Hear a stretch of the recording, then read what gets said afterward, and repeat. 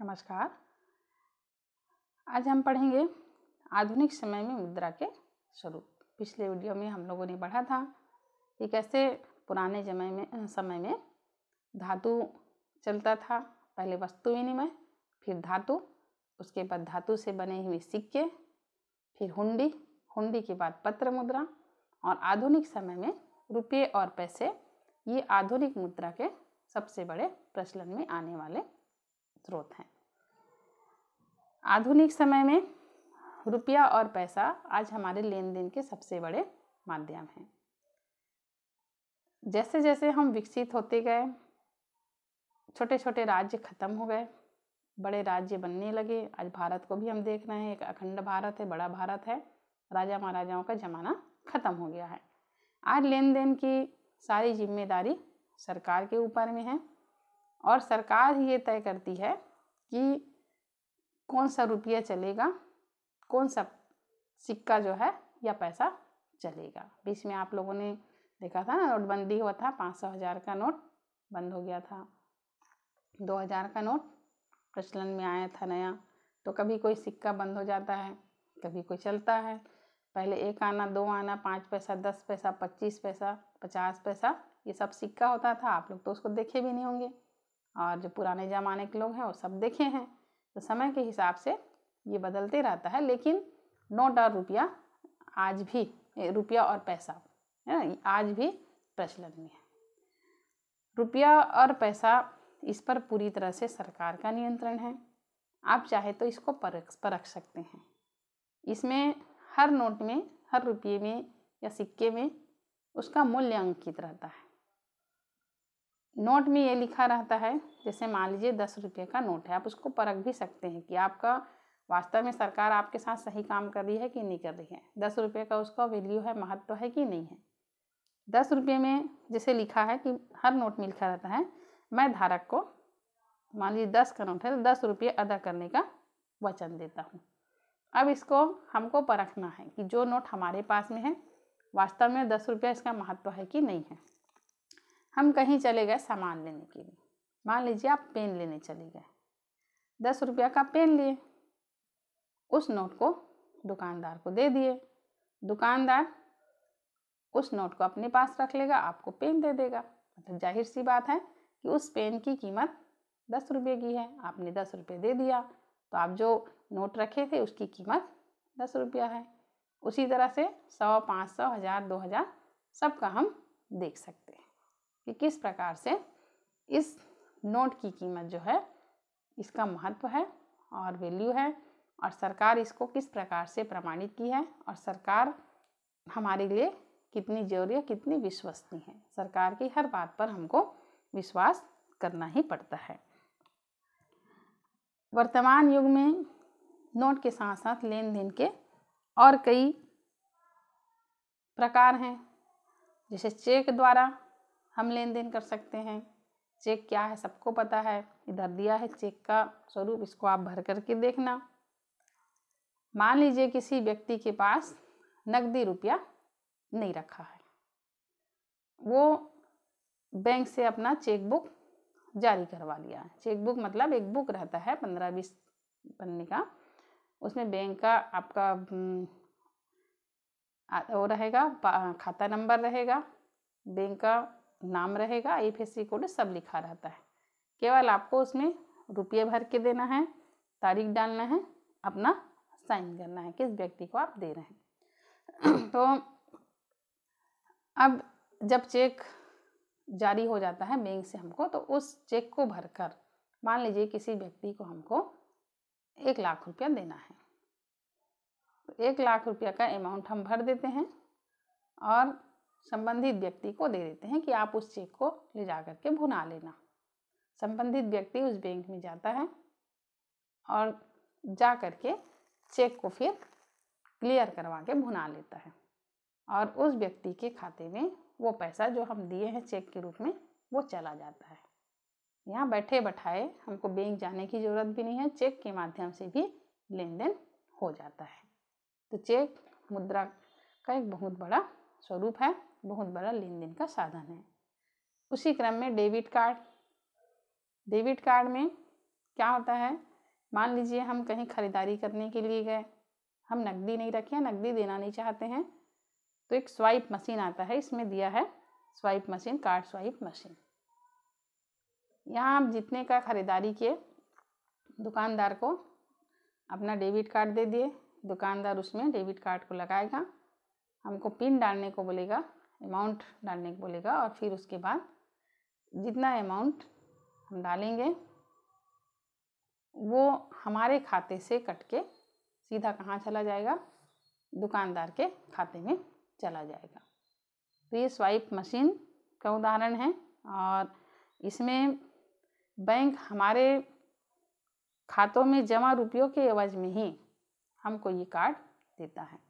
यदि मान लीजिए हमारे खाते में 1 लाख है, हमने खरीदारी किया 50,000 का, तब वो हमारे खाते से कटेगा।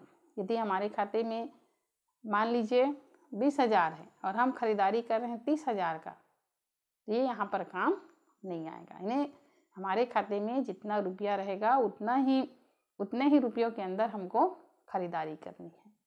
तो डेबिट कार्ड से हम ये खरीदारी कर सकते हैं, और ये बहुत बड़ा आधुनिक साधन है डेबिट कार्ड। अब इसके बाद हम देखते हैं, चेक को जान गए, डेबिट कार्ड जान गए, अब हम खाते के प्रकार के बारे में देखते हैं।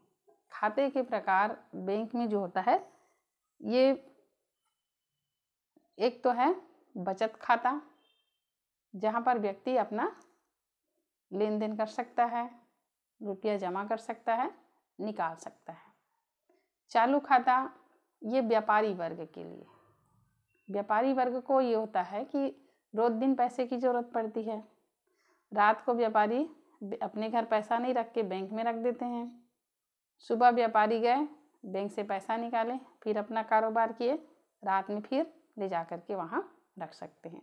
और बाकी जो हम लोग का खाता है वो जनरली बचत खाता के अंतर्गत ही आता है। बदले में बचत खाता में क्या है, हमको ब्याज की राशि मिलती है। चालू खाते में जब चाहें, मतलब दोनों खाते में जब चाहें हम पैसा निकाल सकते हैं, और जब खाता हमारे पास रहेगा तो इसी खाते के माध्यम से हम किसी को चेक भी दे सकते हैं। यदि हमारे खाते में पैसा नहीं है और किसी को हम चेक जारी करते हैं तो वो चेक बाउंस हो जाता है, मतलब बाउंस यानी फेल हो जाता है।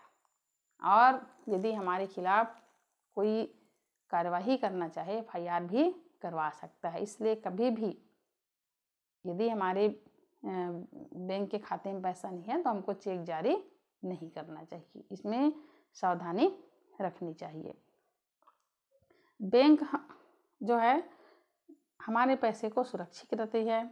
जब हमको आवश्यकता पड़ती है, जब चाहे हम बैंक से पैसा निकाल सकते हैं, बैंक में पैसा जमा कर सकते हैं। एक खाता होता है फिक्स डिपॉजिट। फिक्स डिपॉजिट मतलब ये होता है, मान लीजिए मेरे पास 1 लाख रुपया है, अभी उस रुपये का मेरे को कोई काम नहीं है, या मैं चाहती हूँ कि मैं अपना भविष्य के लिए सुरक्षित करके उस रुपये को बैंक में रख दूँ।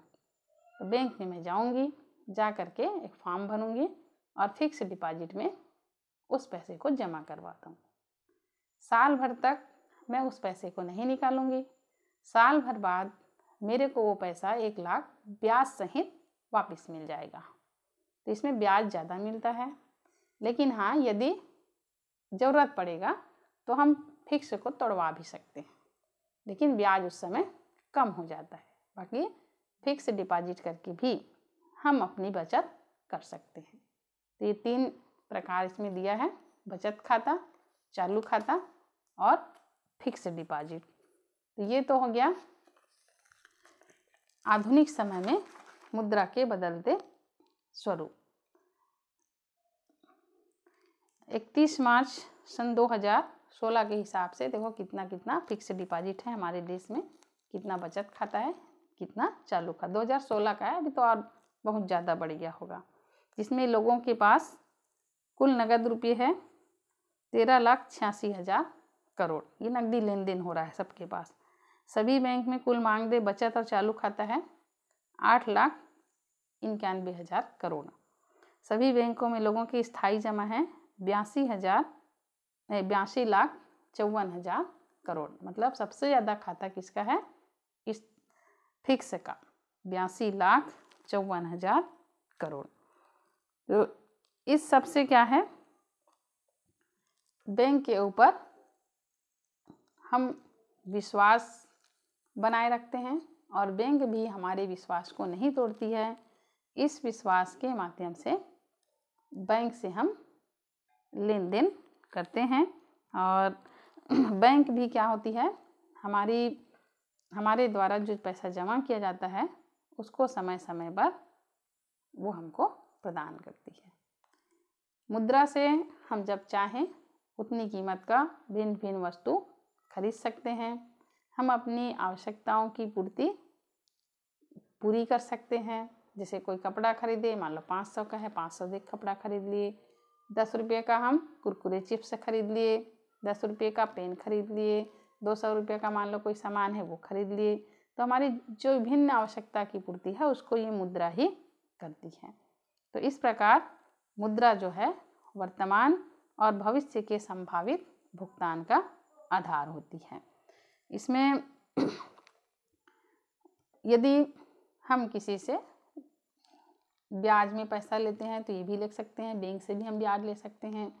मान लीजिए 10,000 1 लाख हम बैंक से ब्याज में लिए, 2 साल बाद उसको हमको लौटाना है तो बैंक ब्याज सहित हमको उधारी भी दे सकती है। तो ये सब तो बैंक का कार्य है और मुद्रा की हमारे जीवन में क्या महत्व होती है इसका वर्णन है। अगले वीडियो में हम पढ़ेंगे मुद्रा का निर्गम, मुद्रा कौन बनाता है।